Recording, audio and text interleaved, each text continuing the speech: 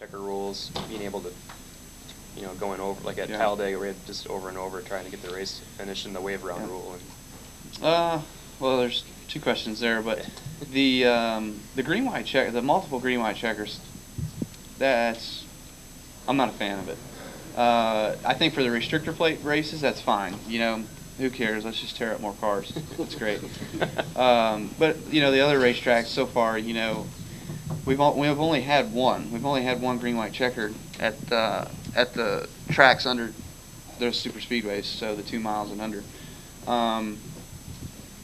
So to me, I would like it to where we run 3 green white checkers at restrictor plates, but then the rest of them it's only 1, and just so then it throws a single ball. There's not curve balls and things thrown into this deal because you don't know what to expect. You don't know how many restarts you're going to need. You don't know how much fuel you're going to need. You don't know this. There's just too many questions, too many variables. So, but that's a part of the sport. It makes it exciting for the fans. It's like, well, what are they going to do here? Like Phoenix. That's why we came down. We were like, there's an opportunity here for 3. If we stay out and we make it 1 lap, and the guys that take 4 tires and restart 6th or 8th, and they're already up to 3rd in 1 lap, we're sitting ducks. So we've got to make sure that we're that guy instead of the other way around. Kyle, coming off a yellow flag onto the green, you're such a master at these restarts. What's the secret? Well, I'm glad you missed Darlington because I suck at Darlington. But no, you're right. I've gone and I've done a lot of homework for restarts. I think it's a lot to do with how you prepare for the restart, how your transmissions are, the ratios and stuff, and just growing up and understanding how to get through the gearbox, how to restart. Every track's different. Restrictor plate tracks are different than open race tracks, which are different than short tracks because you have different tires, different suspension packages, different horsepower levels, everything. So you've got to know what you're dealing with. And the way you learn that is through the event. You learn how the restarts are going, whether you can just go straight to the floor wide open, grab gears, or whether you got to feather it or whatever you got to do. So Darlington, I think I had some transmission ratios that were a little off, that were hurting me because I had too much wheel spin off the line. So I need to kind of dumb those up a little bit so it helps me go faster, better. I don't know how to explain it, but. Let me ask you just one more thing on that. Yeah. But what happened over the winter? Did Gibbs neuter you somehow, or you're a different personality, a different driver? From what I know, I still have everything in its place. So,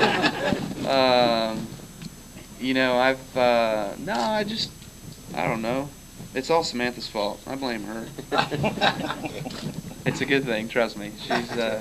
She's great, but as far as just coming into this year, we had, I guess, the race team, a little different mindset and stuff going in there. We've been really trying to chase after some funding for that deal. And like I said, we had great partners with Hell of a Good and Dollar General so far, but, we haven't been able to sell much since then.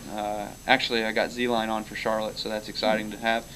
And, it's so hard to find sponsors in this day and age. Now we see Tony Stewart, who just lost his, for next year. So man, it's getting harder and harder every time you turn around. They've been with him for years. Yeah. Old Spice has been there, I think they said 9 or 11 years. I don't remember which. So, yep.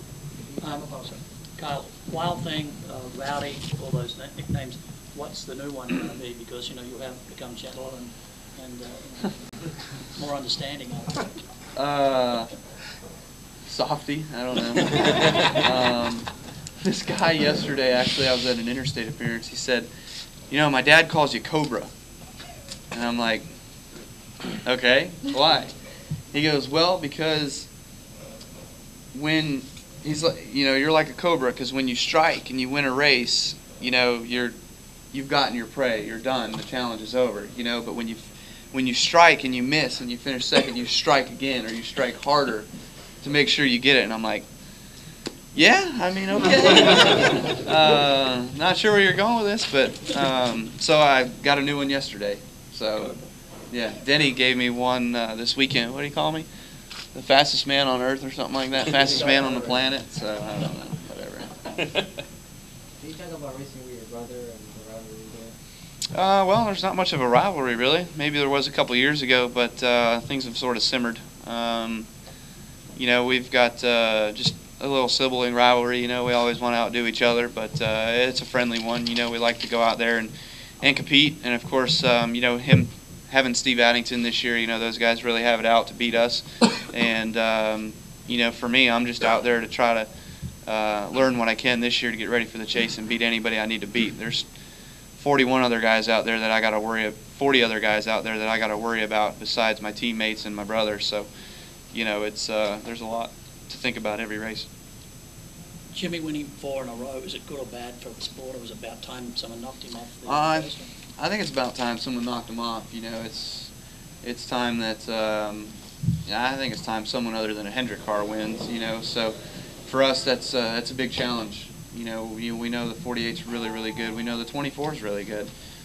Shoot, the 24's run top 5 every week almost. So those guys have been the new 48. But I think it's good for the sport too, because it's something that's never been done before.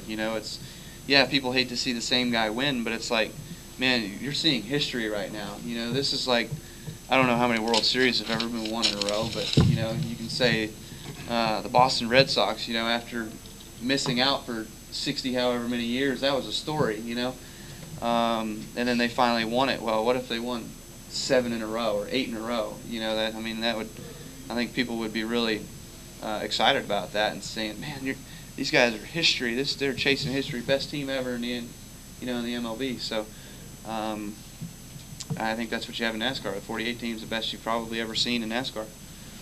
Who's the toughest guy you have to race against, Kyle? Is there one guy that you look at and say, I don't want him on my bumper with 2 laps to go?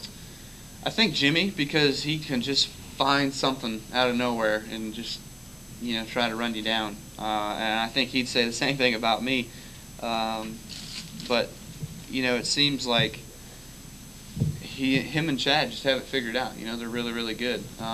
This year, like I said, the 24 has been really strong. So, you look in your rearview mirror and it's like, I'd rather be 2 seconds ahead of them with 3 laps to go and then beating me by half a second, because I know I'm going to have a half a second to spare. I don't care. They could be running me down, but as long as the race is going to end on time, I'm good with it. Kyle, the Hall of Fame in Charlotte just opened up a couple hours ago. Yeah. Inaugural class.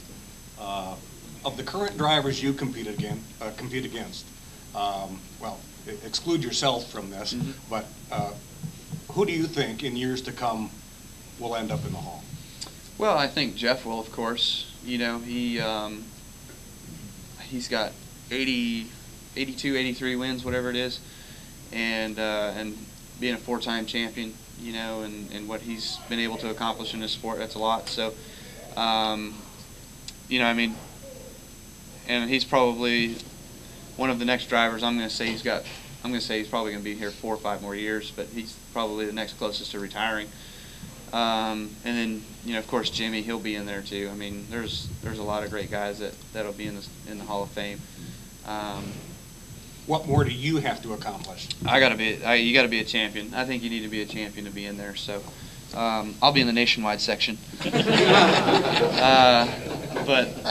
I need to be in the Sprint Cup section. So, it's an ongoing task, and that's what the challenges of life will throw in front of you, to try to be better at what you do, and trying to be better at the Sprint Cup stuff. How much fun has it been starting your own truck team? Well, the nonsense with the subcontractor thing.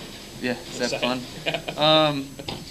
Actually, that got resolved. So. Oh, cool.